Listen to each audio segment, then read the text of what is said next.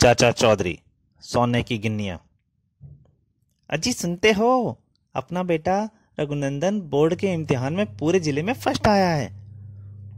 आगे डॉक्टर बनने को कह रहा है। वह क्लर्क का बेटा है, क्लर्क ही बनेगा। उसका नाम मेडिकल कॉलेज की एंट्रेंस परीक्षा की लिस्ट में भी प्रथम आया है। उससे क्या होता है, मेडिकल की पढ़ाई के लिए पैसा चाहिए, वह हमारे पास नहीं है। सुनहरे सपने देखना छोड़ दो। रघुनंदन दफ्तर में क्लर्क लगेगा तो घर के खर्चे में भी हाथ बटाएगा। अगर मेरे बड़े बेटे के भविष्य बनाने में पैसा आड़े आ रहा है तो 1 मिनट ठहरो। मेरी शादी पर मेरी नानी ने मुझे ये उपहार दिया था। इसे बेचकर तुम मेडिकल कॉलेज के दाखिले की फीस जमा कर सकते हो। गिन्निया? अच्छा, मैं जाता हूं और पैसों का इंतजाम करता हूं। भाई गोपाल दास, कहाँ चल दिए? भाई पैसों की जरूरत पड़ गई है, कुछ गिन्नियां पड़ी थी, इन्हें साहूकार दाएं बाएं के पास बेचने जा रहा हूं। सेठ दाएं बाएं जी, कुछ सोने की गिन्नियां बेचने के लिए लाया हूं, नगद पैसे मिलेंगे। सोने की गिन्नियां दे, इसके 500 रुपये दे सकता हूं। सेठ जी, यह सोने की 10 गिन्नियां हैं, कम से कम 20,000 रुपये तो मिलेंगे। इससे ज्यादा हम नहीं दे सकते, लो संभालो अपना माल। कोई दूसरा इतने भी नहीं देगा, मैं इन्हें कहीं और बेचूंगा। Jewellers shop. सेठ जी, सोने की 10 गिन्नियां बेचना चाहता हूं, लाओ देखें। क्यों भाई, मजाक हमसे ही करना था, क्या बात है? ये सब पीतल के ठीक रहे हैं। ओह, मैं लुट गया। अरे भाई, क्यों रो रहे हो? चाचा चौधरी, मैंने दाएं बाएं इसने मेरी सोने की गिन्नियों को बदल पीतल के ठीकरों में बदल दिया है।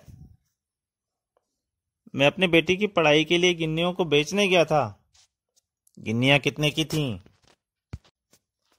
20,000 रुपए की। लो 20,000 रुपए, ये पीतल के ठेकरे मेरे हुए। मगर तुम क्यों नुकसान उठाते हो? असली गिन्नियां हम वसूल कर लेंगे। आओ साबू, हमें सेठ दाएं बाएं के पास चलना है।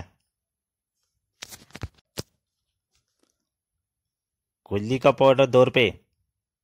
लाजवाब खुजली पाउडर, एक शीशी देना। चाचा जी, आपने ये खुजली का पाउडर किस लिए खरीदा है? इन पीतल के सिक्कों पर छिड़कने के लिए। सेठ दाएं बाएं कुछ गिन्नियां बेचने के लिए लाए हैं, नगद पैसे ले जाओ। इन पीतल के ठीकरों को गिन्नियां कहते हो? जरा धूल जम गई है, फूंक मार कर देख, सोने के हैं। फूंक मार। इतनी धूल सारी मुझ पर ही आ पड़ी। धूल हटने से पीतल के सिक्के और साफ दिखाई दे रहे हैं। ओह, चेहरे पर खुजली। ओह, खुजली खुजली, कपड़े उतार दो। खुजली खुजली, हाय खुजली। कपड़े उतार के फेंक देता है। यही चाहिए था। सेठ के कोट की बाईं आस्तीन के अंदर गुप्त जेब थी, जिसमें वह लोगों की सोने की गिन्नियां छिपा लेता था। देखो, ये गिरी। कोट के बाईं आस्तीन के अंदर पीतल के ठीकरे की जेब थी। सेठ सोने की गिन्नियों के बदले ये ठीकरे निकालकर लोगों को थमा देता था। उसने अपने बैठने की जगह ऊंची बनाई, ताकि यह अदला बदली करते हुए कोई उसे देख ना सके। चूहे, मैं तुझे यहां से बाहर नहीं जाने दूंगा। हाय खुजली। सेंटर, इन दोनों का गला घोट दो, ताकि ये राज यहां से बाहर ना जाने पाए। हाय खुजली, तुमने अपनी मौत खुद बुलाई है। सभ्य लोगों के साथ किस तरह से बात करनी चाहिए, यह सबक तुम्हें सिखाना पड़ेगा।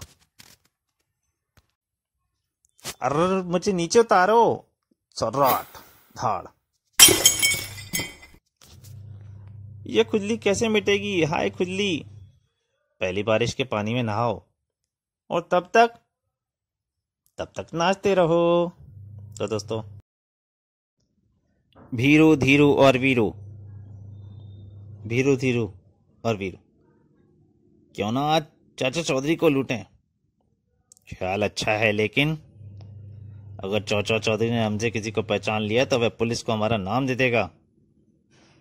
हम ये चोगा पहनकर और ये साबू का चाय लगाकर जाएंगे, जिससे मैं पहचान भी नहीं पाएगा और लूटने का इल्जाम भी साबू पर लगेगा। चोगा पहन लिया जाए, अब हर एक कोई हमें साबू समझेगा। चाचा चौधरी का घर आ गया, अंदर घुस चलो। चाचा चौधरी, अपने घर की तिजोरी की चाबियां मेरे हवाले कर दो, वरना तुम्हें तो पता है कि सारी चाबियां घर के चौकीदार के पास रहती हैं। कौन चौकीदार? मैं अभी उसे बुलाता हूँ। रॉकेट। रॉकेट आता है, भौं भौं, ओह, और चौका उतर, ओ चौका उतर गया, भागो, भौं भौं। चाचा जी, लगता है कुछ हलचल हुई है। कुछ नहीं साबू, कुछ चोर अपना ये चोगा छोड़ गए हैं। कोई कबाड़ी की इधर से निकले तो उसे भेज देना। तो दोस्तों, ये कॉमिक यहीं तक। अगर आपको अच्छी लगे तो प्लीज़ लाइक कीजिए और हो सके तो शेयर भी कीजिए।